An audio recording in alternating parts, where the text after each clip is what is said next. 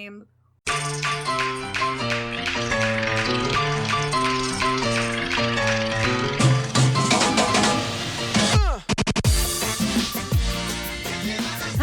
and welcome to the In My Feelings podcast, where we talk about our deepest feelings about movies, TV shows, and more. I'm Becca. And I'm Nia. And today we'll be talking about Detective Pikachu. I really like this movie. I did too. Super cute. All right, why don't we start with some non-spoilery stuff, because there is a bit of a mystery in this movie. Very little, but it's there, so let's not spoil it.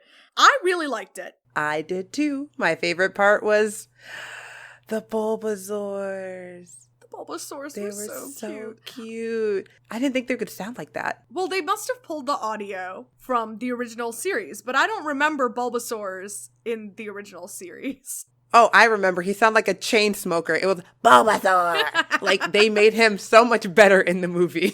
I was like, oh, no, I actually want a Bulbasaur. Oh, see, that's what it is. I don't remember Bulbasaur sounding cute, but you're right. It's because they sounded all like chain smokery. The high points in this movie, I think, were just the world. The richness of the world, seeing all the Pokemon in the context of real life. I thought it was fun and cute and charming and adorable and totally worth the watch. Yeah, they rendered very well in the real world. The animation? Otherwise, this movie would have been horrible to look at, yes. The animation was so good. When I first heard about this, I thought it was going to be a cash grab. As since this is originally a Japanese cartoon, I thought it was going to end up like all the other Japanese cartoons turned into live action. And I hated all of those. I agree. I mean, you and I are classic weebs, but every time they've tried to turn a classic anime into an American movie, it's been rough. I know. Let's list some of the unmentionables, like Ghost in the Shell, or Dragon Ball Evolution, Ooh. or Death Note. Why the hell they made that? At least Death Note. Here's the thing. Ghost in the Shell and Dragon Ball were so unredeemably bad. At least Death Note was, like, redeemably bad. You know what? The one thing they added to Death Note that I really like was, like, the Final Destination death scenes. I thought it worked with Death Note so well. Yeah, and I thought Willem Dafoe was an okay Shinigami. I actually thought he was kind of perfect for the role. I couldn't have imagined anyone else in that role. I thought he was great. That particular character needed someone like Willem Dafoe. Who, not to insult you, Willem Dafoe, but you're kind of creepy looking all the time. He's got villain Even face. when you're not trying to be. I mean, his face is really sharp.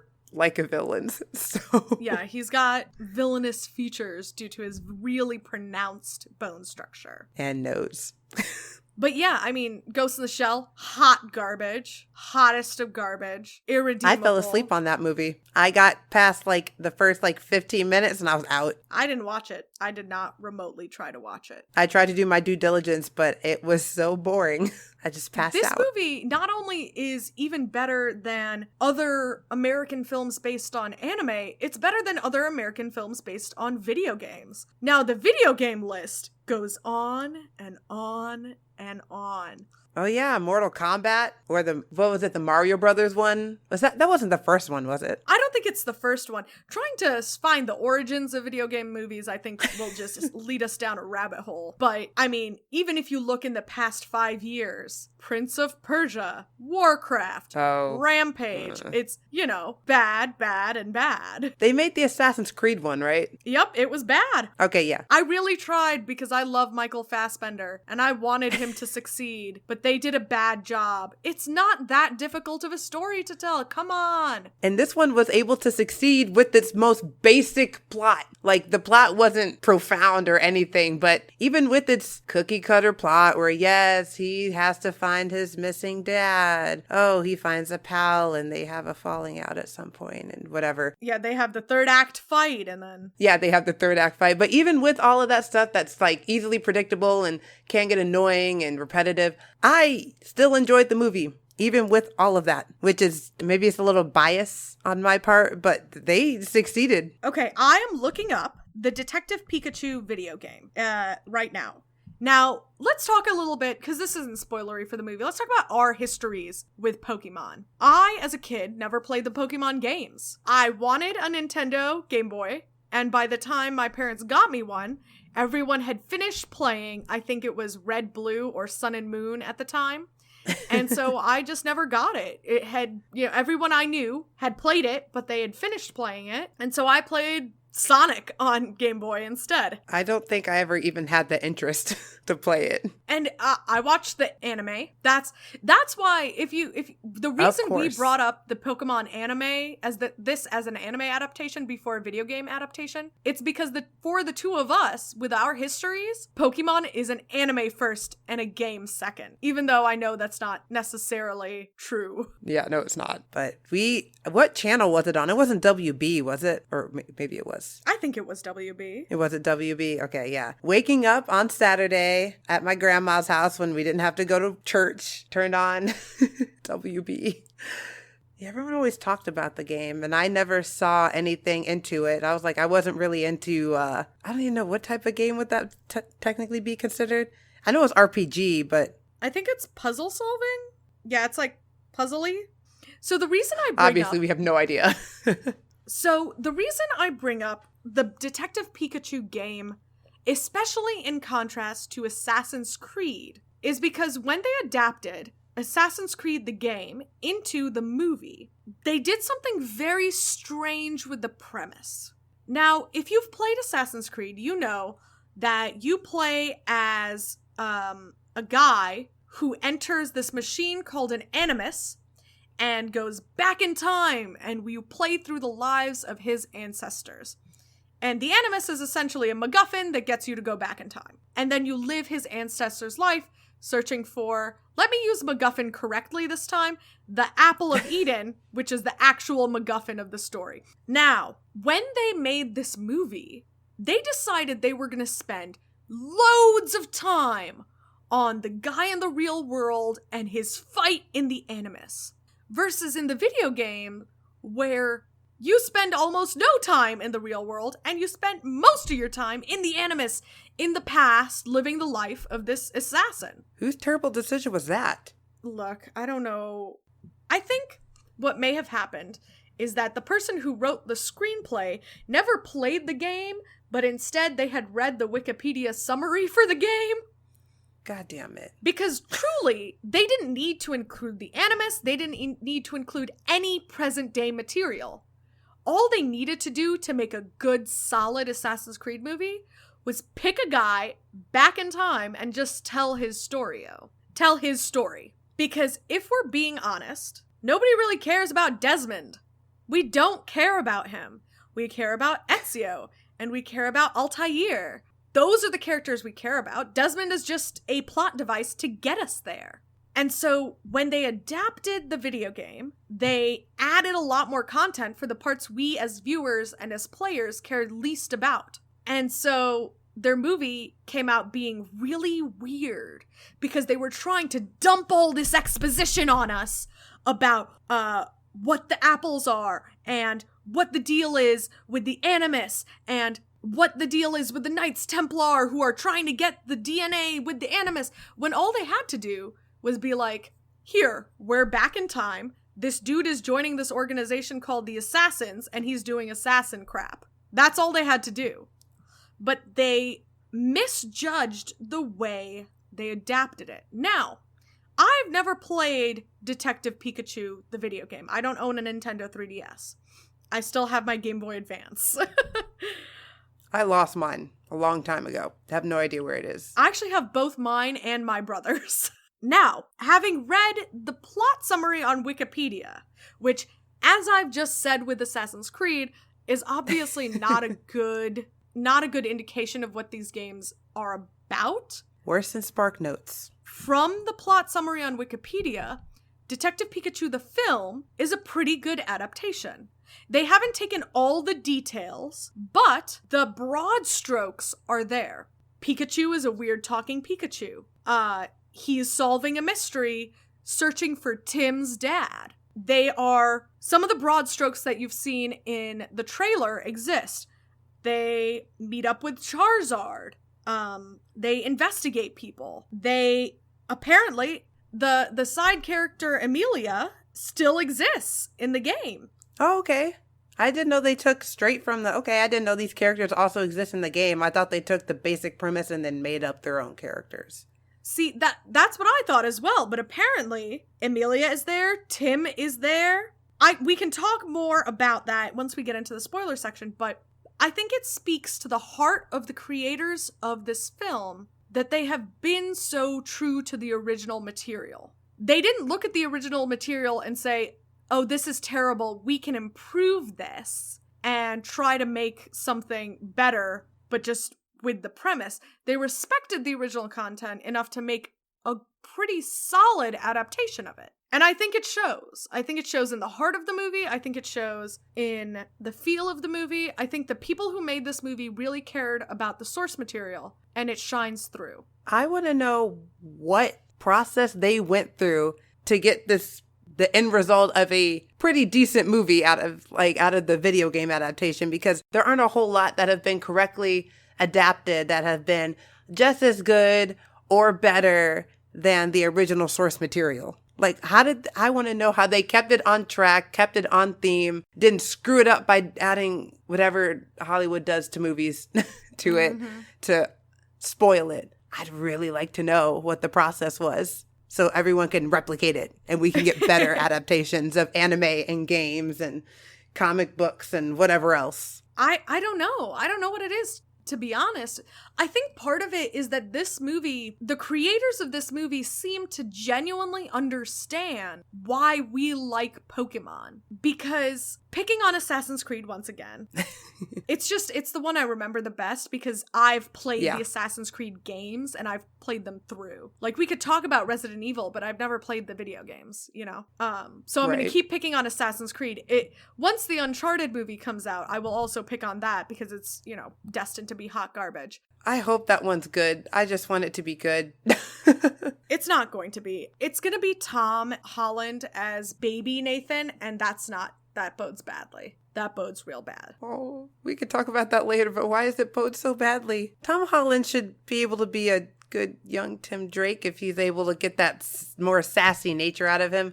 More sassy than Spider-Man, at least. I've got thoughts. We'll talk about this later. Oh, no. But the reason that most of us love Pokemon, I think, is because there's a sort of joy in owning a Pokemon, in having one. And this movie revels in the relationship between Pokemon and person, It's all about that partnership, and that's what makes it good. Whereas, once again, to pick on the Assassin's Creed, they seem to think what we liked is the whole animus going into the past thing, whereas the truth is what I liked was the fictional past that they created, where this secret group of assassins is influencing world events. I enjoyed that. I enjoyed the Ezio Auditore and Altair storylines way, way, way more than I cared about the Knights Templar searching for the Apple of Eden. Man, if they just played that game just even for 20 minutes, they would have found out very quickly that, oh, they just skimmed past this one part that I was thinking of basing the whole movie off of. Guess I gotta rewrite it. Yeah, they certainly made a choice. They also changed the framing device because in the games you aren't kidnapped by the Knights Templar, and in the movie you are, and so they want to tell you the entire story, framing device included, and they want to resolve all of those plots. Whereas in the games, they give you so little of the framing device, it doesn't get resolved for like four games. They messed up. And I think the difference here is that they seem to understand what we actually enjoyed about the source material. I think people who love Pokemon made this game, and I think that shows. Oh man, I'd have to agree with you. We want interpersonal connections between the Pokemon Master and the Pokemon, and that's exactly what we got. Even more so because this Pikachu could talk back to you, and we could actually understand it besides just assuming what Pika Pika meant. Here's the thing. A video game can have a fairly thin plot, and it'll still be amazing. because you, the player, are the one progressing through the plot. You, the player, are the one solving the mystery. And the reason this movie succeeds despite having such a paper-thin video game plot is because it revels in those relational aspects. And that's where it shines. Justice Smith is amazing. His on-screen chemistry with what I assume was a tennis ball on a stick was incredible. Or even if it was Ryan Reynolds crouched down into a little ball, the chemistry was there. The interpersonal relationships were there. And not even with just Justice and Ryan. Like you said, that's a special case where the Pikachu can talk. You see it with Amelia and her Psyduck. You see it with Ken Watanabe's character, whose name I forget, and his dog, whose name I don't know the name of that Pokemon. I'm so sorry, listeners. It's okay. But you see it with everybody and their Pokemon. I have a feeling they're going to try to make another one of these because of the success of this one. Oh, I am worried. Keep milking it, guys. Keep milking it until it doesn't work. I wonder if there's a sequel game. Because if there is, maybe it works. Okay, it doesn't look like there's a sequel game. Okay, I want Justice Smith again. Put him in more things. Justice Smith was fantastic. Justice Smith did an amazing job. I think he is super underrated, and he's going to be a great up-and-coming actor. He was funny, he was charming, he held the emotional center of this film, and he played opposite a tennis ball. So... And I get excited every time I see him in, like, a movie. Ever since the first time I saw him in freaking The Get Down. Since he got slighted from The Get Down because I hate you at Netflix. Since Netflix refused to renew. Yeah, did it cost too much? Is that what they said was the reason? Let's call a spade a spade. It's because it catered to people of color more than to white folks. Because what they said was it didn't have the ratings. Damn it. They're probably not wrong, though. No, you know what? What they're saying is it caters more to black folks than it does to white folks, and the white folks aren't watching it, and black folks aren't enough they aren't worth keeping it around. I don't know what their demographics are. Maybe not enough black people are subscribed to Netflix, which get on there and then watch The Get Down and screw up their analytics and make it be like, oh, maybe we should come up with a second season. I want a second season. I don't know that would help. Because think about what happened with Young Justice. Young Justice was a Cartoon Network show that had primarily young women watching, and they said the ratings weren't there. But if you look at the ratings, it was one of the highest rated shows. Then you find out that they're saying, no, it's not just the ratings, it's because mostly girls watch and girls don't buy merch. And if you look at their merch sales, they were there, but they weren't making girls merch, you know? And you know how a lot of parents can really be real uppity about shopping in the right gendered section of toys? So the fact that they were making only quote-unquote boys merch for a show that was being watched by mostly girls, and then they used that as an excuse to cancel. Now, Young Justice has since been revived years later, so it's not impossible, but it's hard. And that was like I can say for sure that it wasn't just girls. My dad watched that show. Well, it wasn't just girls. Plenty of people loved that show. It was just mostly girls. And I assume mostly is like 54-46 or something, you know? Not like not even 80-20. Like, mostly by a slight margin. We're not talking a plurality, just a majority. I guess they weren't buying enough? I don't even know. No, I don't think it was real. I think they just wanted an excuse to cancel the show, and I think it's the same with The Get Down. I think their excuse is, this show, quote-unquote, wasn't making enough money for us, but if you've looked at the never-ending flood of garbage they've been putting out, you know that that's not what it's about. I think essentially, because the truth is, if they're saying only black people are watching it, it's not high enough rated, what they're saying is black folks' views don't matter as much to us. And sure, maybe by the numbers, there are more white people on Netflix and you need those mass views. But again, I would like to direct your eyes to the never-ending flood of garbage. These guys will greenlight anything. Yes, they will. Or that's what it seems to be. But they won't greenlight a second season of The Get Down. I mean, they claimed Riverdale. Riverdale was an ABC show, and they gave it money and slapped their name all over it. It didn't even belong to them in the first place. CW show, not ABC. It's just ABC. Yeah, another garbage show. Okay, it's not that bad. Nope. You can't. Nope. Let's talk about...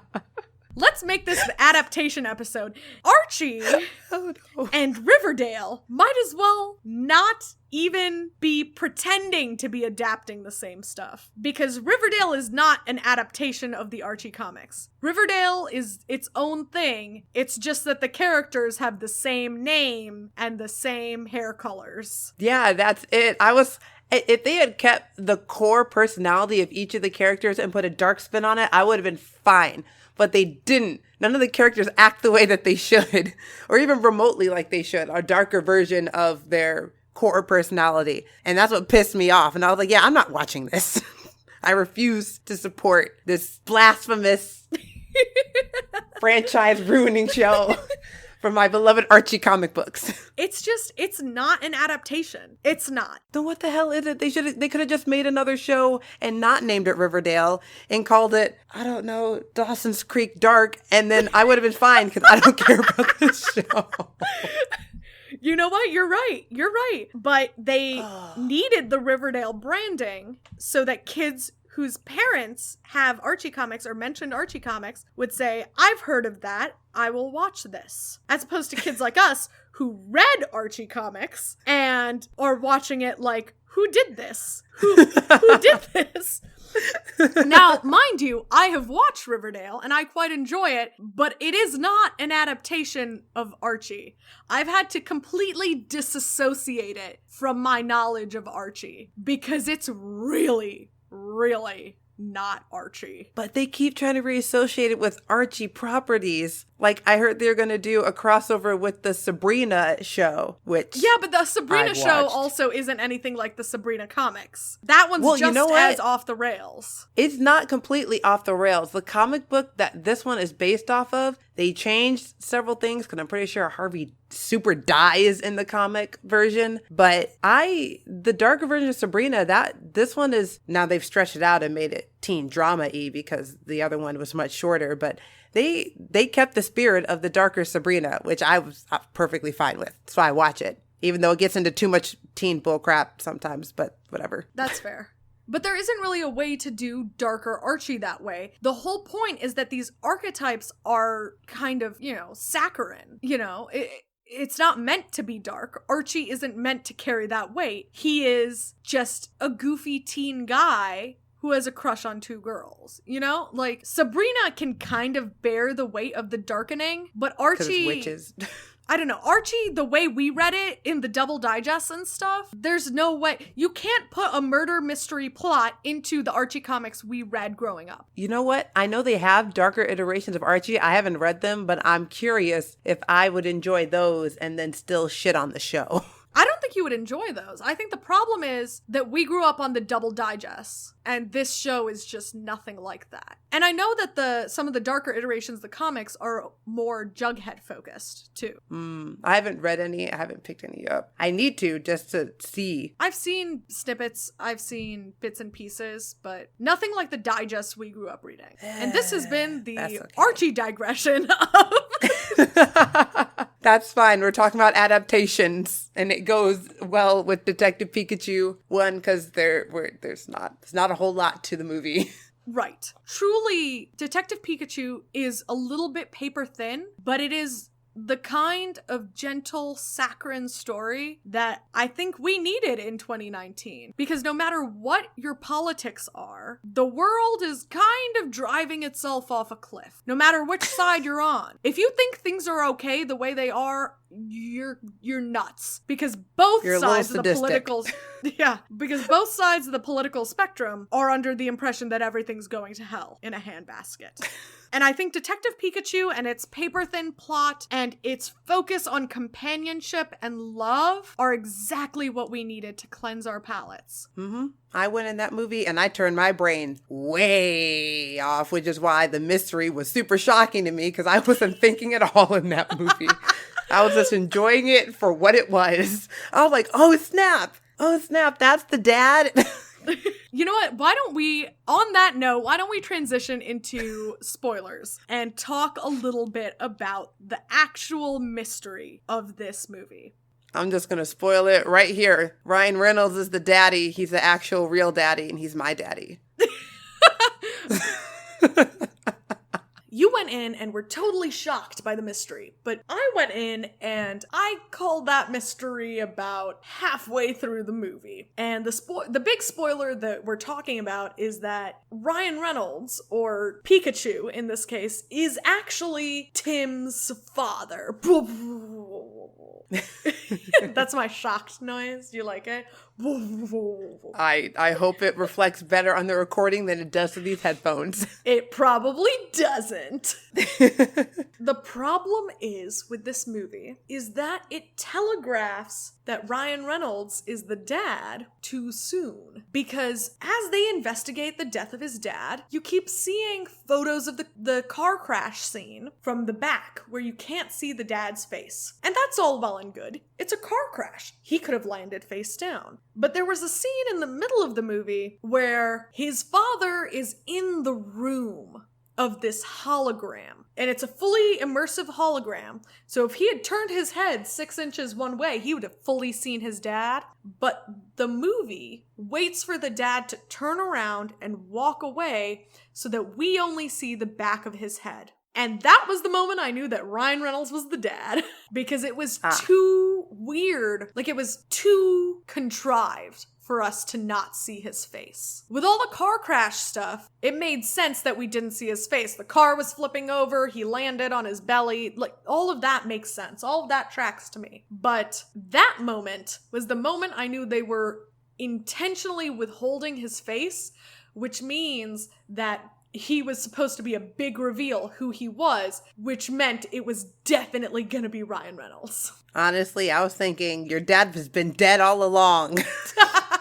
Sort of ending. I'm like, now that I think about it, that's kind of dark. So I'm glad they didn't do that. It's a kid's You also could have been like, movie. you're your own dad, and it was you.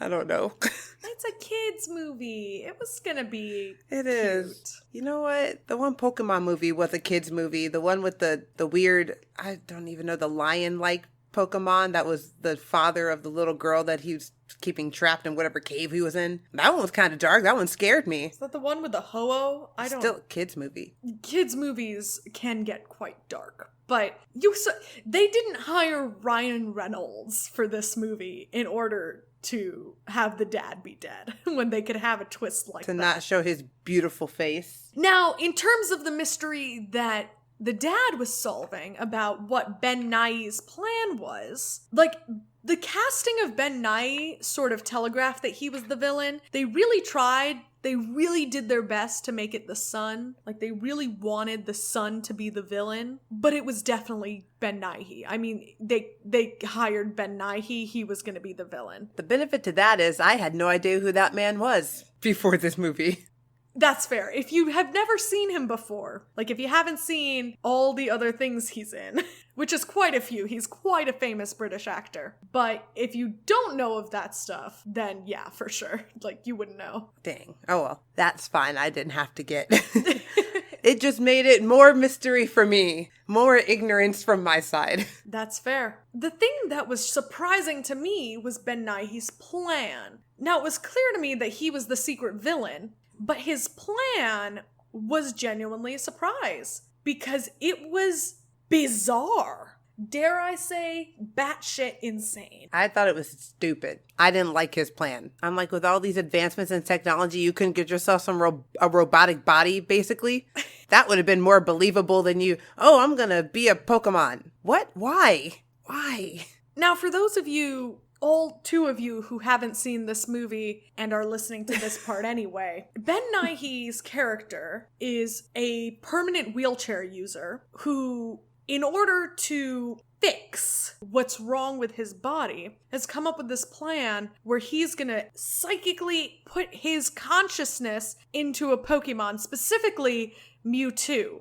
And he's also decided that this is the route every human should take with their Pokemon. So once he's put his consciousness inside of Mewtwo, he has Mewtwo put all the humans' consciousness.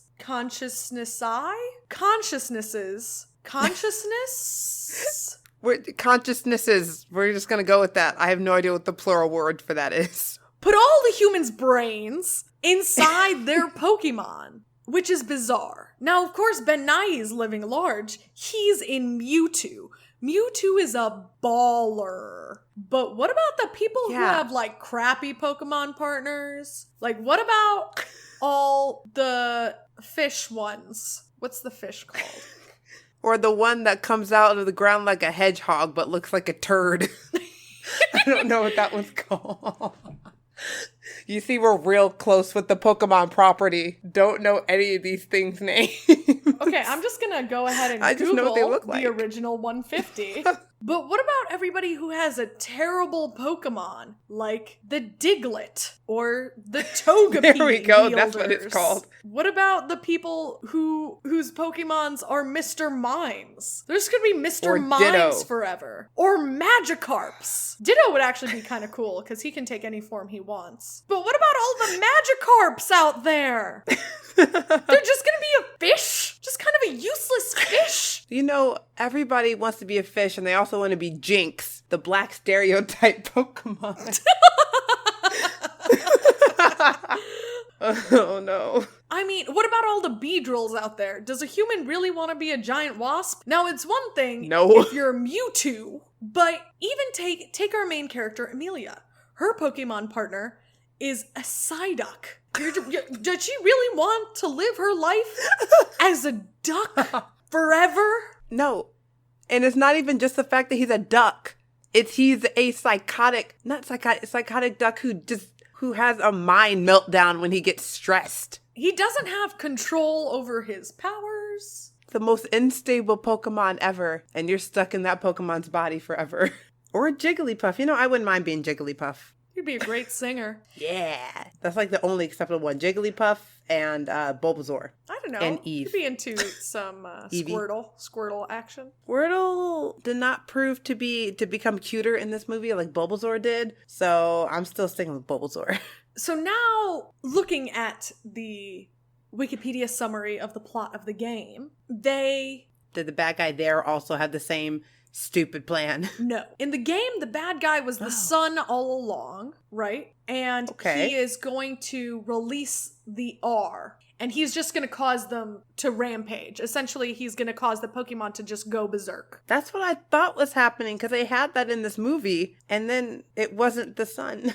Wait, did we lose that plot string of the Pokemon going berserk? Because it ended up him wanting to switch everyone, go into a Pokemon body, but then what happened to the berserk gas stuff that made the weird... They used the berserk gas to get everybody into the body. So he needed, in order for Mewtwo to be able to transfer their consciousnesses, the Pokemon had to be in their berserk state. Now, I would argue this is the weakest part of the film, and I think it's a little bit telling that is the part of the film that didn't come from the game.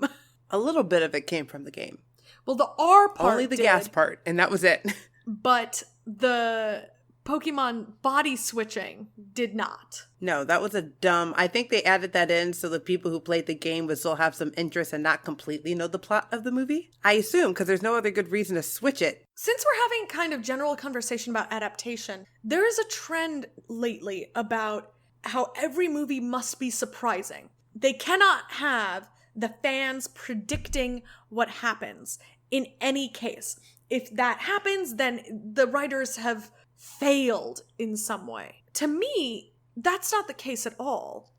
If the fans, especially the diehards, know what's going to happen, doesn't that just increase their enjoyment? That they get to go into this movie and say, hey, I knew it. Whereas those of us who didn't know what was going to happen can go in and be like, oh, I am so surprised. What is this desire that the studios have to constantly be pulling the rug out from under the viewer? I don't know. Honestly, I think they should take it as a compliment that they left enough breadcrumbs and clues that made enough sense where a group of people were able to figure out what was going to happen. and they're still excited to see it. I agree. Because not a lot of movies can do that. You're like, oh, that was pulled out of left field. I don't feel any closure with that at all. There's so much. It's not strictly Deus Ex Machina, but it feels like Deus Ex Machina because they're so focused on pulling the rug out from under you. Some of these plot threads come from way out of left field. And it just doesn't... They seem like they weren't planned. Yeah, it doesn't make it more enjoyable because I was surprised. It makes me feel dissatisfied because it's dumb. And especially when you're adapting a pre-existing piece of media, why do you need to add a twist ending? This is an adaptation. The people who have consumed the original stuff and want to see it adapted simply are reveling in the fact that this is going to be in a new medium. They don't want a new plot. They liked the old plot. That's the point. And in fact, I think that the body switching element felt extremely shoehorned in and deeply unnecessary, and it really felt like they were just adding it in for runtime and so they could have an action sequence. I think there are other ways to embed an action sequence into the third act of this movie, other than having this weird, crazy body switching plan. Dude, the berserk gas built in an action scene. All the Pokemon going insane, you having to fight through that. That would have been an awesome fight sequence. We would have been able to see a whole bunch of Pokemon use their powers uninhibited, and it would have been exciting. No, but instead, I would have liked that. We got none of that, and instead, the people got put in... You know what? Now that you're saying that, Nia, do you think maybe it was a budget problem? And maybe they simply couldn't afford to render all the Pokemon going full out berserk with their powers. Really? It couldn't have... Well, let me not... I actually don't know. And me neither. I wouldn't know. Pokemon is such a big franchise. You'd think they'd have enough money to put more into it. Let's take a look at this movie's budget. If it's not over 100 million, they had plenty of money. It's 150 add those million. Fight sequences in there. So. Never mind. Okay. Maybe you guys didn't have enough money. I would have much rather have had them in the game, according to Wikipedia. The ending is that they are releasing the R gas from the clock tower, not from balloons. So you can control the distribution that way. So if they had left it in the tower and it was spreading that way, you could have had our heroes have to fight through this berserk Pokemon situation and turn it off so that the Pokemon go back to normal. Yep. But instead, they did this weird body switching situation, which was... They still could have had their little boss fight because Mewtwo could have just been the one protecting the switch from being turned off. I don't know. They could have even kept Bill Nighy wanting to be in Mewtwo's body. Because that at least makes sense to me. Mewtwo is one of the most powerful Pokemon ever, I think. I don't know, but I also think that's what's still canon. There are so many Pokemons that are essentially gods, it's unclear.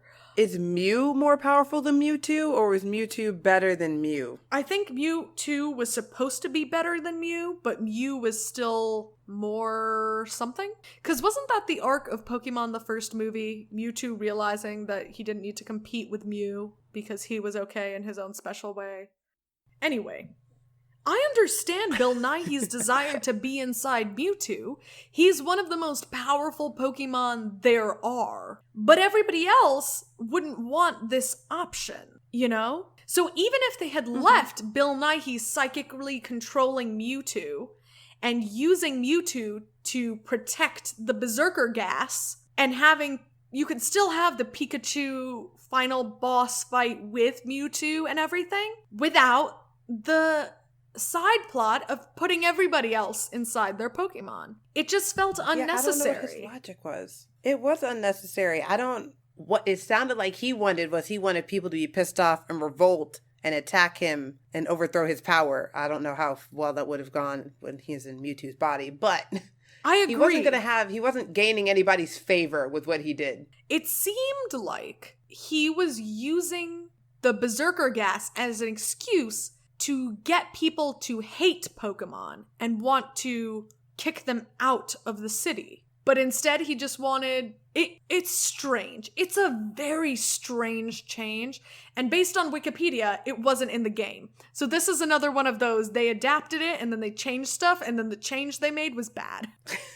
You made it worse. That said, I want to be clear. Despite our griping about this ending, it really was only like 5 minutes of movie. And so it in no way ruined the movie for me. Especially because it was 5 minutes right at the very end. And everything else was so fantastic. For example, yeah, I really don't have anything else to say about, like, well, anything bad at least. I could talk about the humor, say it was good. I enjoyed it. I could say the relationship between Pikachu and, oh God, what is his name in the actual movie? Tim.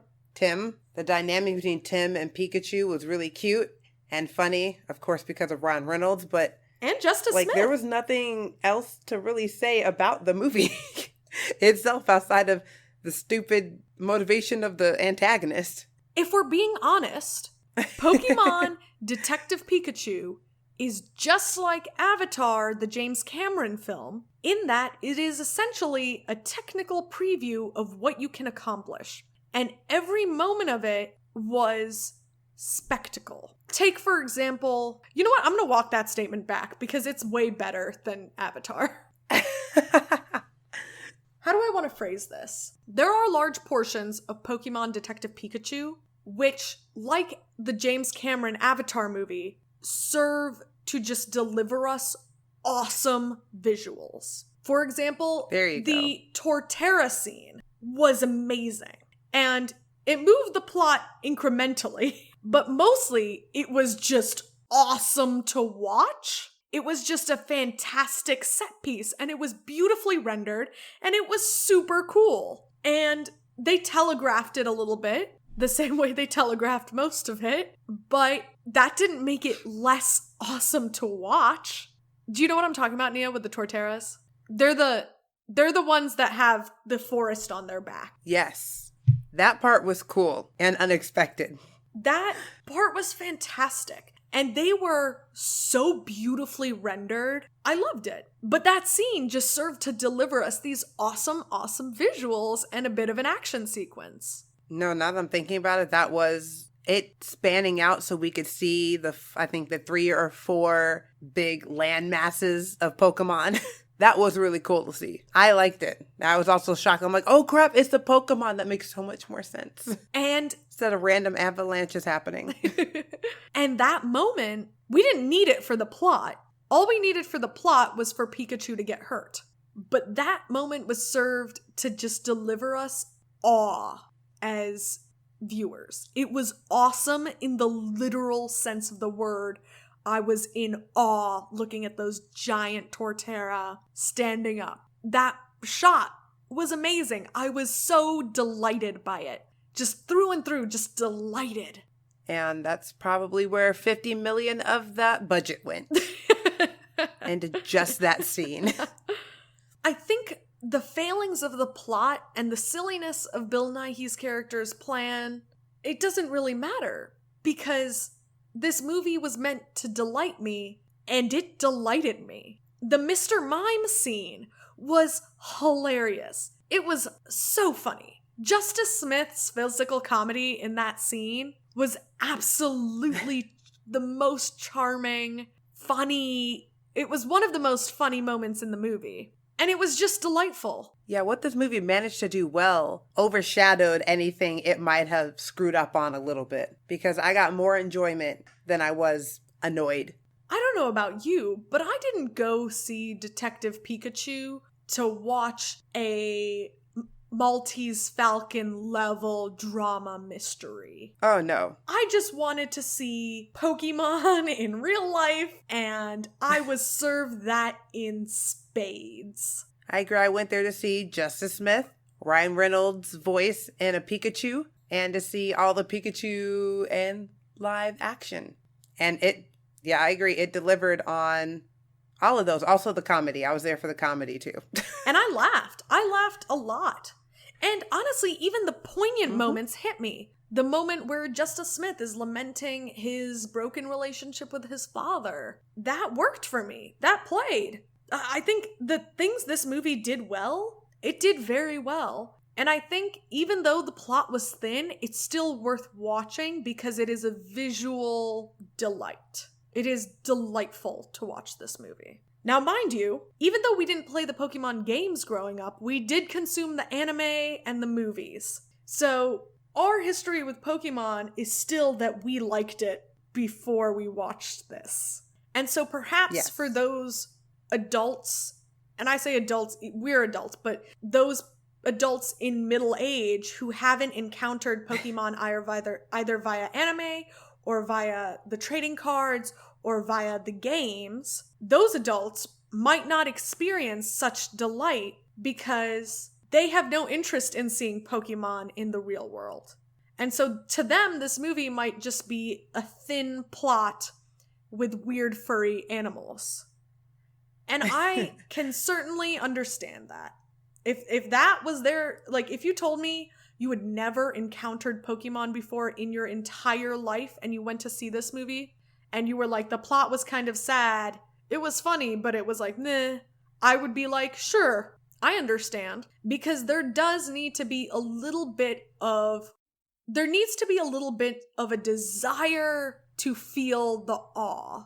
You need to want to see the Pokemon. Because the Mr. Mime scene, while funny, I think is a little less funny if you don't understand what a Mr. Mime is. And I think the movie does a pretty good job explaining what his powers are. But if you aren't able to suspend your disbelief that all the Pokemon have these bizarre powers, but they all have rules and you can sort of interact with them in that way, then it's just not going to work for you, you know? Mm-hmm. And I get it. So if someone came up to me and was like, I didn't like this movie, I'd be like, did you never encounter Pokemon? Sure. Now, if someone came up to me who had grown up with Pokemon and still hated this movie, I don't know. What are you doing? What didn't you understand? You saw Pokemon interacting with people. What else did you want? The plot is no thinner than any of our favorite episodes of the TV show. So, personally, if someone... I think this movie is just pure delight. I think it is delightful and enjoyable and charming through and through. And this is unrelated, but the fact that the main character was a mixed-race young man with a dark-skinned mom, even though she was dead. I mean, dead mom cliche is dead mom cliche, but whatever. But still, you know, the representation thrown in so casually, I appreciated. In fact, of the main characters, only the sidekick and the villain were white. And I don't count Ryan Reynolds because he had like 4 frames at the very, very tail end of the movie. What are you talking about? He was throughout that movie. He was an animal. It doesn't count. As Pikachu. But you know what I'm saying?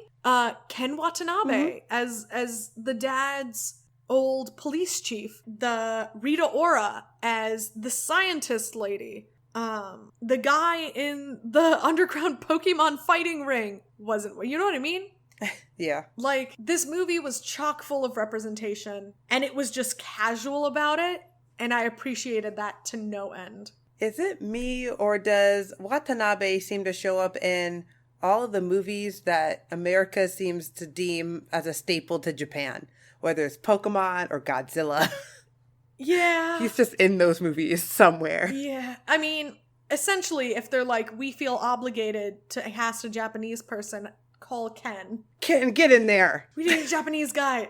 Where are we going to get one? Call Ken. Is he available? We can only have one at a time. I mean, he was in Inception, but also he was in The Last Samurai. Godzilla. Oh, look at that. The King and I. Oh, God. He's also in a lot of Japanese films still. Oh, of course. I wouldn't expect Memoirs of a Geisha. I've read half that book and then I just finished it through the movie. I really appreciated that they had a lot of representation because they very easily could have cast all white folks in this film, but they chose not to, and I think the movie was richer and better for it. I think I would give this movie a solid B+. It can't be an A for me because of the plot weaknesses, but it is almost an A. So I'm going to give it just a solid B, like an 85. yeah, I think this movie was charming and fun and enjoyable, and I'll probably watch it again, but this movie isn't meaty. This isn't, for me, the kind of movie that I would turn to fill an evening or to cheer me up. And I completely understand. It could cheer you up. Huh? I think it could cheer you up. I think it's a good cheer up movie. I think I'd get more and more irritated about the plot. Oh, God. You know how I am when I No, get upset. just stop watching it at the end. Just turn right it off. before it gets end. You just stop watching it. I think this movie did a lot of things really well. And I think the things that it didn't do as well were okay. Like, it's okay that this movie didn't have the deepest, most profound plot. That's okay. And I think, for me at least, I think B+ is the right score for a movie that did what it set out to do well. It just didn't reach for the stars for me. I think I ended up giving it a B because a B+ means it's almost at that profound thing, but the plot was way too thin. So it had to stick at just a solid B for me. That's fair. That's fair. Shall we move on to the news? Right now we have a lot of film and TV show news to talk about, starting with Batman, new Batman. New Batman. New Batman because old Batman was too old and they realized they skipped over the best parts of Batman. Really? They just couldn't get Ben Affleck to come back. He was supposed to direct. He was the last hope we had for them making a good solo Batman film, really. Now, they have announced that Robert Pattinson will be taking over the mantle of Bruce Wayne. And I don't like it. I don't like it. I don't like him, but I like that there's a younger Batman. What I think Batman at his prime, where he's not too old and sad, really angry Batman, which is, I think, what Ben Affleck was probably going to end up getting to. That's like Batman Beyond Batman is basically, it was too close to that. I think the Dark Knight Returns Batman is perfectly fine, though. That was fine, but he was younger in that one than I think the one that Ben Affleck was portraying. No, he's way older. In The Dark Knight Returns, he's like 60. He's like gray. Oh, you're talking about the actual Dark Knight Returns, not the movie. Oh, no. That you're thinking of The Dark Knight Rises. Okay. The Dark Knight Returns is the comic run where a older, more experienced Bruce Wayne comes out of his retirement as the Batman. And this is, for me, the seminal comic that describes both Bruce's relationship with the Joker and Bruce's relationship with Clark and Bruce's relationship with his Robins. Because this is a man who, after many years of retirement, has chosen to come back and put the cowl back on. Now, Zack Snyder, I will go on record here. I think Zack Snyder is a bad director. Full stop. And he did not do a good job, in my mind, at portraying Batman as I know him from the comic books. And so, even though Ben Affleck was the right age to portray Batman as seen in The Dark Knight Returns, he was way too grim, dark, boring. Batman in The Dark Knight Returns is that age, but he's happily retired. He's chilling. He's doing fine. So, I have no qualms with an older Batman. I have qualms with the grimdark nonsense that they're putting out. And I don't think Robert Pattinson is gonna represent a change from the grimdark. I don't dislike him. Ooh. I think he's a fine actor, I guess. He's been fine in what I've seen him. Twilight movies were bad, yes, but he was fine in them. Water for Elephants was fine. Everything I've seen him in post-Twilight has been fine. But just that, he's perfectly middling as an actor, in my opinion. Yeah, I'm thinking of his personality to go along with Batman, and no, it does not work. The only idea that I like about him is that I wasn't ready for them to age Batman up to Ben Affleck yet. I still wanted the other stories. I want more Joker stories. that I didn't get. Or like with Harley Quinn or with Catwoman. We didn't quite get those. Not the way I wanted, at least. Frankly, we haven't gotten any live action Batman that has been any good in comparison to the comics. None of them have been faithful. No. I would argue the best Batman movies were the Christopher Nolan ones. And I would also argue that those movies are Batman only in name, because for all intents and purposes, they are the Dark Knight. Those characters aren't the ones we read about.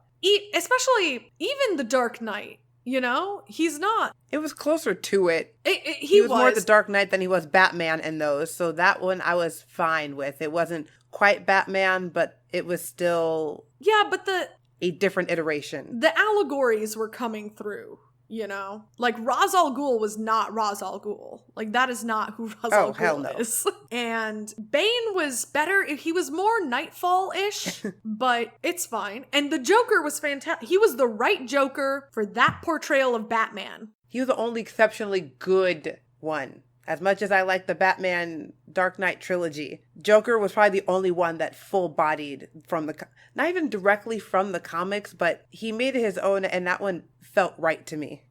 For me, the strength of any Joker portrayal is in the way he relates to the corresponding Batman. Because the Joker is designed to be a foil to the Batman. There's a reason in the comics that when Batman retired, the Joker went dormant. He went nearly fully catatonic because his purpose, his self-definition, came in contrast to the Batman. And Heath Ledger's Joker is the correct Joker for Christian Bale's Batman. Now, are they faithful adaptations of the comics? No. Were they fantastic, exceptional films? Yes. Absolute. However, we're still waiting on a faithful Batman adaptation that's any good. And I don't think Robert Pattinson is gonna give it to us. I'm sure he can play a snooty rich boy all day, but I think it's reductive to call Bruce Wayne simply a snooty rich boy. And I think that people whose relationships with Batman are limited to the live action films will disagree with me on this. And I understand, because in the live action adaptations, he has been solely a snooty rich boy. However, in the comics, they have a little more room to play with depth in these characters because they have more time. And I don't think we're going to get depth from Robert Pattinson as Batman. I can't see Robert Pattinson playing the cool, calm, collected Bruce Wayne from the comics. I agree. He does sound like, he feels like he ended up being more of a fuckboy Batman, which is not what I want. I think he's going to be a snooty rich boy. That's the kind of Batman I think we'll end up with. The snootiest of rich boys. I don't even know what type of Batman that would portray into if your Bruce Wayne is snooty. What would that Batman look like? Probably grimdark, because that's the only thing they know how to do. But that doesn't even match the original personality. The difference, Batman and Bruce are two sides of the same coin, so you can't just switch their personality on a dime, have him be dark and brooding while being kind of a pretty boy asshole as Bruce. That doesn't work. Maybe I'm underestimating Robert Pattinson. There's always a chance that maybe it's just the films that he's been in. He's been pigeonholed into playing, just kind of middling characters. And they haven't given him anything really meaty to chew on. But I honestly doubt that they're going to do anything meaty or interesting with this Batman, given that they've cast someone with the middling reputation. Like, I don't blame Robert Pattinson for Twilight, and I don't think I'm bringing in bias from that movie into this, but as someone who loves Batman from the 90s cartoon and from the comics, I just want a good Batman movie. And I don't think this is the one. I need him to go drown himself in 90s Batman, Justice League Unlimited Batman, the DC animated movies Batman, and then maybe he might get the correct feeling as to what we're looking for. Now, the guy who is the writer-director of Batman also wrote and directed War for the Planet of the Apes. And I've heard very good things about War for the Planet of the Apes. And And that movie is the third in a series, and people did seem to really like it. So there's a chance that he comes in to this midstream series and does it justice the way he did with Planet of the Apes, but I don't know. I worry. I want to know what story they're going to do. Like, did you say they might have a Robin? Maybe. Or did I make that up? Well, what I said is that I would find Robert Pattinson far more believable as Dick Grayson wearing the cowl. Yes. I think he would, yeah. He would make a much more believable Dick than he would Bruce. There's canonical precedence for Dick, who has become Nightwing at that juncture, wearing the Batman cowl. However, from what I've heard so far, Robert is playing Bruce Wayne specifically. So... How unfortunate. He doesn't seem to look like Batman. I don't know what they can do. I feel like Batman has a different face, a different feeling than what I'm getting from Robert Pattinson right now. I'm looking at a picture of him and I'm like, no. And I just sent you a picture and I'm like, that's the closest he might be able to get to like what I think Batman might look like. But that's still not as much as I want. And it'll be interesting to see where they'll place this film in the timeline. Will this be a continuation of the Justice League movies? If so, how? That'd be really weird. Literally how? Oh, you got so young, Bruce Wayne. Is it maybe a prequel? What happened? I just want a good Batman adaptation. That's all I want. And I know a lot of people who haven't read the comics and aren't really 90s Batman fans will be up in arms saying, we've had a good one. It was the Christopher Nolan ones. Those were good. And yes, those films were good, but they were not good Batman films. Because the Batman in those movies was kind of an alternate universe Batman to the one we experience in the comics. He never detected anything. He's the world's greatest detective. Detect something. Not in those movies. So I completely understand for those people who haven't experienced 90s Batman in the comics and the reason they're so precious with the Nolan films. But for me, I just want someone to make a good Batman movie. That's all. That's it. You know what? You know who was accurately portrayed in the Dark Knight series? Alfred. Yes. Michael Caine will always be Alfred. I hope he probably won't be recast as Alfred, but he is forever the Alfred in my mind. Michael Caine was a fantastic Alfred. He was exactly equal parts sassy uncle and parental figure, and he was good. A good Alfred. Just keep recasting him until he doesn't want to act anymore. We'll see. I'm willing to keep an open mind, but I'm not hype. And you know what? Just going a little bit off of a tangent. You know the Gotham show? Yes. Certain antagonists from the Gotham show, and this brings up more the silly Batman because the Penguin is just kind of silly. But the dude who plays the Penguin in that one, I wouldn't mind seeing him actually play the Penguin in the movie. That's fair. I've heard he's really good. Because I think he kind of works. He was good.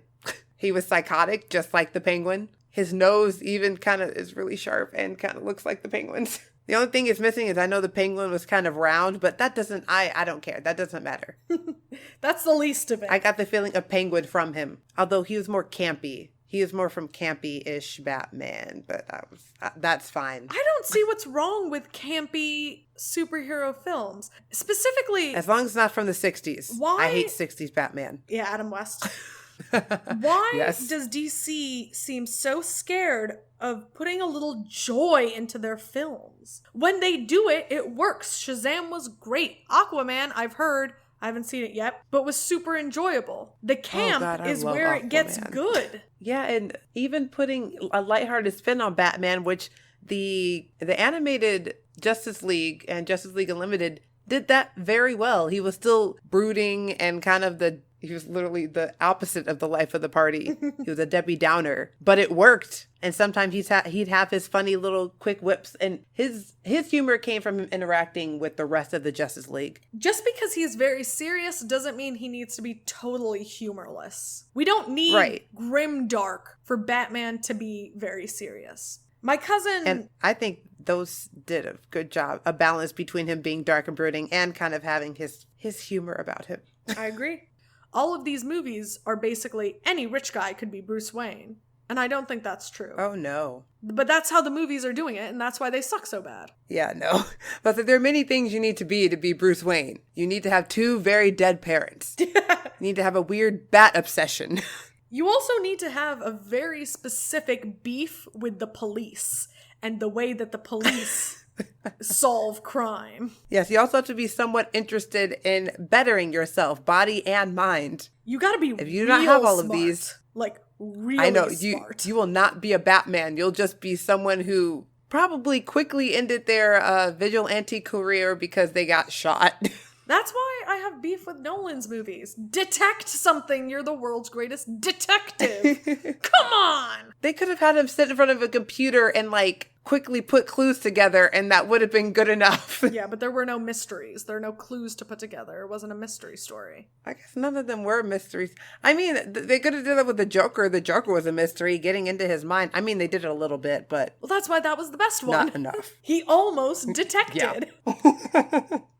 But like I said, I'm willing to keep an open mind. Same, but I'm not optimistic, but I'm willing to keep an open mind. Not optimistic about the particular actor, optimistic with what new stories they'll come up with because of this not because of this particular actor, but because it's a new actor.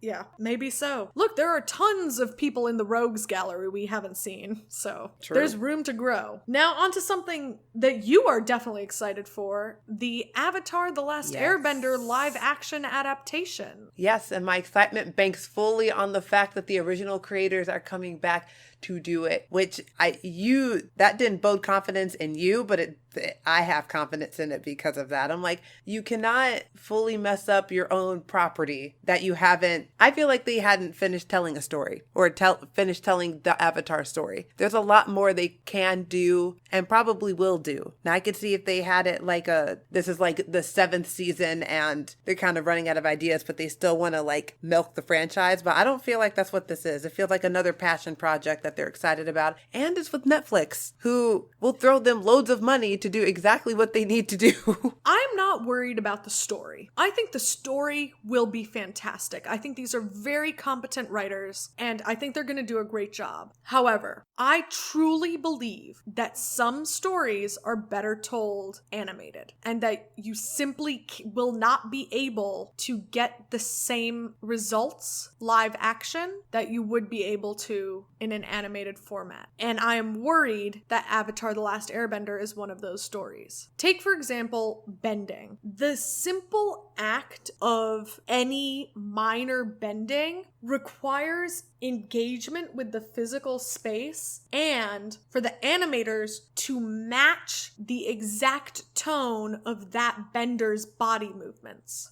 And I'm not saying it's impossible. And you're right, Netflix will give them gobs of money to make this happen. So maybe there's a chance. But there are elements of these shows that just wouldn't play live action. Like the more fantastical elements, I don't know. It is not enough for me that they're gonna have the good writing. That's not all it takes. That is true. I trust the writers, I do. I'm not worried that the story is gonna be bad. I'm worried that what they are trying to portray might be one of those things that just won't be as magical live action. Case in point, look at what Disney is doing. Let's take Beauty and the Beast.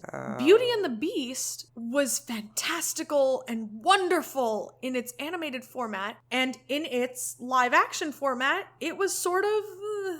You needed some of the exaggeration that came with the animation for it to play. And I'm just worried that that might happen with Avatar, especially if it's a strict adaptation. If it's a strict adaptation of the original Avatar: The Last Airbender show and not perhaps a new story, then I really just worry that it won't translate to live action as a medium. I'm hoping they are smart enough not to redo what they've already done and to tell a different story. One, so we don't have anything to compare it with to do exactly what you described. Maybe so. I don't know. The only hint of anything that we've gotten is that one still of Aang and Appa where they're both super backlit so you can't really tell any detail. And everyone was like, it looks great. And I'm like, you can't see anything. I want to say it's probably because they haven't fully cast Aang Oh, yet. for sure. They also probably haven't fully rendered all the animals. Once again, I am willing to be optimistic. I am willing to keep an open mind and be optimistic that this turns out well. Because you're right, they've got the right writing staff, they've got the people who care about these stories and want to tell them well. I just worry that this might be one of those stories that needs to be animated. Some stories are like that. In the original, they brought in specialists to figure out what the movements were going to be for each one of the different tribes. And I'm not worried that whoever they get to do the acting, they're going to hire people who can do these kung fu.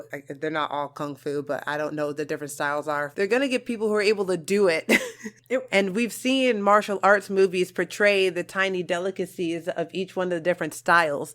So I know they can get actors and actresses that can do this and display the tiny intricacies that they added in the animation. But you did mention how the animation's going to do. That part will probably be the hardest. I'm also concerned about the acting, truly, because to his credit, when M. Night Shyamalan made this film, the thing he searched for first was an actor who could perform the correct kung fu movements. I think airbending was kung fu, but he looked for a martial artist. The problem is the child who was the right age and a martial artist wasn't a good actor. You're looking for a young child who is a very competent martial artist who is also a good actor. And like I said, I don't think that the writers are going to half-ass it. I just think that the thing they're trying to do is very hard. The casting call. Mm-hmm.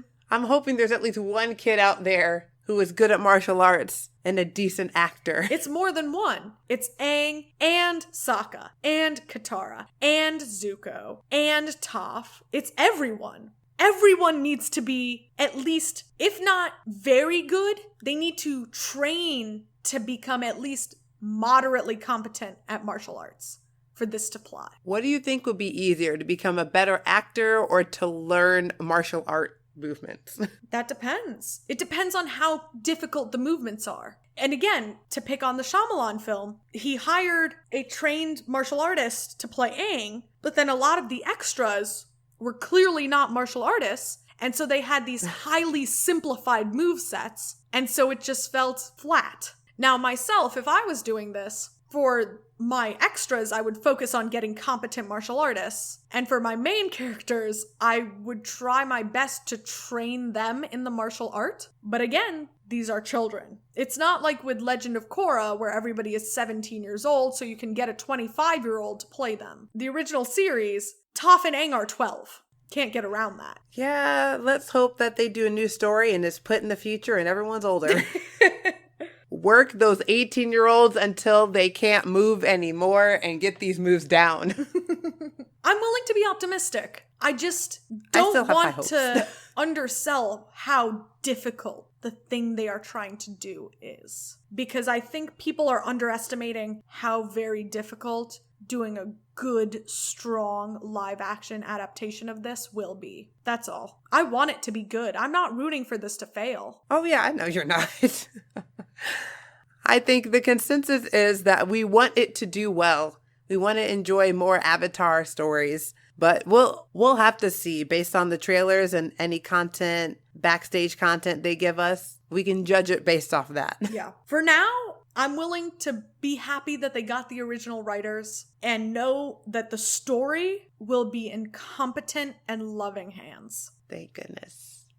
Now, our final topic for news, let's go back to something I promised way, way earlier this episode, Uncharted. Now, I don't know if this is getting made, but Tom Holland may be playing Nathan Drake in an adaptation of Uncharted where he plays a young Nathan. Now, part of this came from the fact that he played Uncharted 4 and really, really liked it. And because he was Spider-Man, he had contacts at Sony. And because Naughty Dog is like a subsidiary of Sony and, he got to be in the room where it happened, and I'm big jealous. But I think a prequel is much more difficult than a sequel because we know who Nathan Drake is in the first game. One of the strengths to the Uncharted franchise of games to me as a gamer who values story more than mechanic. One of the strengths to me is the way they build out the characters of Nathan and Victor and Elena and Chloe and more, and Nadine Ross, even in this most recent movie. And I think for me, because allow me to digress for just a moment. The way I consume video games is that I want a game that is like 99% story and like 1% gameplay mechanic. That is why if you hear me talk about the console games I enjoy, I like Uncharted and I like Kingdom Hearts and I like Assassin's Creed, as opposed to Skyrim, which is an open world game where you sort of create your own experience. I prefer games with a tight narrative where I get to experience the narrative through the lens of my character. And Uncharted has some of the most beautifully constructed narratives that I've experienced in games where the game is still easy enough for me to play. I will not lie, I'm a play on easy kind of player. I'm a weenie. I'm not good at shooting. So because of this, the writers are so good at constructing these arching narratives. We know who Nate is at the beginning of the first game. We see him grow. The second game, he starts from the end of the first game and grows more. The third game, he starts from the end of the second and grows more. The fourth, once again, grows more. You don't see him recycling the character arcs. Yes, he does a lot of the same stupid stuff, but at the very least, fundamental things about him have changed. He's way less jerky as he goes on, basically. And you see that as the games go on, it takes higher and higher stakes to pull him back into the life. By the time you get to the fourth game, it's his dead brother, like his brother who he thought was dead this whole time, that has to show up and beg him to join the fray again. And were it not his dead brother, he wouldn't have gone back. And so you see this progression, right? And you also get glimpses into a younger Nathan. In the fourth game, you get a pre-crime Nathan. You see him when he's quite young. You get to see his relationship with his elder brother, and you see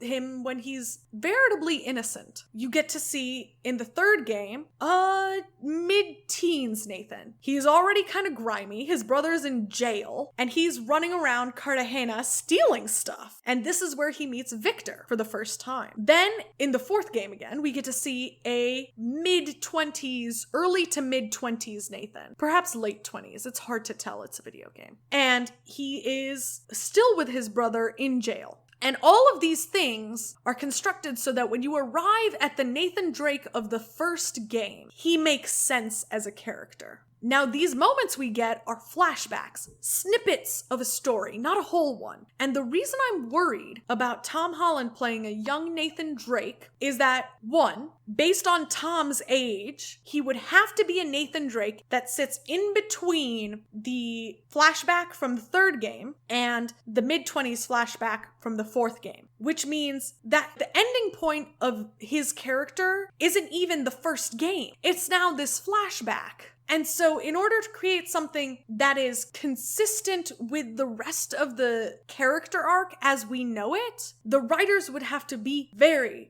very careful and precise to build up the relationships exactly correctly. And frankly, they need to be careful to leave Nathan kind of a dickwad at the end of their movie. And I don't believe that they're gonna do that. And as a result, I don't think it will track for me, because I love these games through and through. I love the stories. I love the experience of the characters. I love watching them grow. I love their relationships. And I just don't know that that will come through. Now, Tom Holland is a gymnast. And so I think the parkour is going to come through. And his physicality is the exact right type of physicality you'd need to make that work for young Nathan Drake. I just don't know that he'll really be playing young Nathan Drake, you know? Yeah? That was spiel. I've thought about this a lot. You did. I know this franchise is your baby. I love this franchise. When this was announced, I really did. I want there to be a good movie. And I think based on the cinematic nature of the games and the way the games play in a very cinematic way, it's possible to make a good movie. I just don't know that the writing will be there. If they pull in the original writers, and I mean, if they have it's not that hard to think they should pull in the original writers to give them a script, but I don't know if they'll actually do that. Have you seen Nathan Fillion's unofficial short film of Uncharted? Yes, you had me watch it. Now see, if they made the live action movie, I would be all over it. Because clearly love was poured into every aspect of creating even just that short bit. They managed to keep the action sequences, the fighting, the gunplay, all of that felt like the game through and through. The way the characters were written, the way everything played out. And I know it was only like a 12-minute short, but like that was Uncharted to me. And it comes from a deep love. Fillion has been campaigning to play Nathan for years, and he's right. So I just don't know that Tom will be able to play it with such love. Tom looks the part. He does. Like, if you look at photographs of Tom at 15 years old, and if you look at the model that they used for a young Nathan, Tom looks right. It looks like his face. Like, they look very similar. But that's not enough. The heart has to be there. I'm worried it's just going to be another cash grab. And it's going to hurt me deeply because I really do love this franchise. I have not played Uncharted as much as you have. I keep trying to get you to, but it hasn't worked. It's because I would first probably watch someone else play it so I can just enjoy the story and don't have to deal with the playing part. Because the moment I get to any shooter parts, I'm like, oh, fuck this game. I can't. But you know what? Can I tell you what they did in Uncharted 4? Now, I know you don't have a PS4, so this is, impossible for you. But Uncharted 4 created a level that was even easier than easy mode. That's called Explorer mode, where you get lock-on aim and infinite, nearly infinite ammo. And it's so much fun. That's what I need to play. Because I suck so bad at shooting as well. So bad. So I can't play FPS. Mm-hmm. I can't stand FPS. I can't with FPS. I also get nauseous. The way they turn, something about the frame rate, it's very nauseating to me. It's similar to watching people play VR games. I have a hard time. I can't do I have to use this joystick to turn the character and this other one to aim. And I'm sitting here like, why are you aiming at the ground? I'm like, I can't figure out these fucking controls. Agree to agree. Much easier with third-person shooters. And also much easier with lock-on aim. Shout out to you, Uncharted. Bless, thank you. You know what's even easier? Just not having me do the shooting parts. Just have the game play it for me, and I literally just watch the game play. When I was younger, especially in the earlier games where the shooting is much harder, what I would do is I would do the puzzle portions, and then I would have my brother come in and do all the shooting for me. And parts where I would spend like 2 hours not progressing, he'd come in and do it in 10 minutes. The only reason I got through half of Uncharted 3 is because my cousin was there to do the shooter parts. Like, I did the running around. That was fine. I died a lot. But I got to the portion, and then we got to the shooting part. I just handed the controller over to him. I'm like, you do it. I'm not doing this part.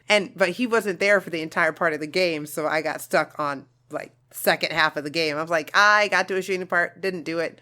Died 6 times and was like, yeah, I'll just go watch someone do this on YouTube.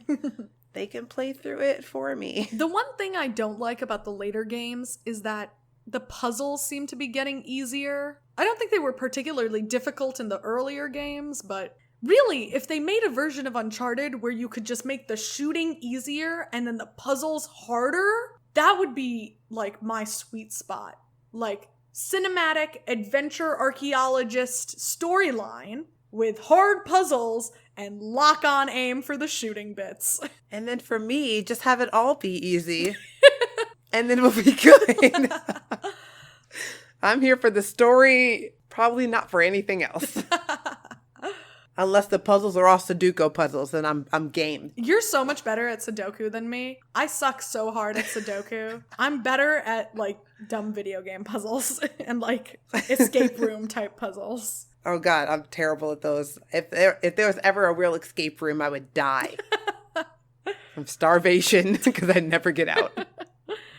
Yeah, so I'm mixed feelings. Very mixed. Big mixed. I think you should you should be cautiously optimistic on this one. I don't know. We haven't had a good video game adaptation since ever. Even Detective Pikachu. Like Detective Pikachu is the one. The only one. What? You didn't like those Mortal Kombat movies? Well, that about wraps it up for this episode of In My Feelings. Final thoughts, Nia? Detective Pikachu? Final thoughts? Detective Pikachu is really cute. I would watch it. Bring your children. It's completely appropriate for once. And I'm still leaving it at just the B. Yeah, I thought it was delightful. I was delighted. But, delight isn't the only thing, but it's also not nothing. So I'm going to leave it at that B plus B range for me. Now, as for our rumored and so far out announced things that they aren't remotely close to having trailers, I'm willing to keep an open mind. I think that's where I'm at. For all three of these, I'm going to have to keep an open mind, but I'm very worried. I'm very aware of all the ways in which these things can go bad and have in the past for other properties. Yeah, in regards to the Uncharted and Batman, I'm keeping an open mind. Avatar: Last Airbender, this is more threatening. You better be good. Like, don't hurt my feelings again. We're not doing it. Said not Been again. Burned too many times. I know, not again. It's that gif from The Incredibles. I can't. Not again. I'm not strong enough. That's me. That's me with the Avatar remake. Yeah. Well, on that note, we'd like to thank you for listening. If you want to comment on this episode or give us any suggestions, you can find us on Instagram and Twitter at In My Feelings Pod, and on Facebook and YouTube at In My Feelings Podcast. Feel free to comment on our SoundCloud, and don't forget to rate us on iTunes or whatever app you use for your podcasting needs. This has been In My Feelings with Becca and Mia. Bye! Bye! Oh yes, I can go high pitch a little bit. Nice!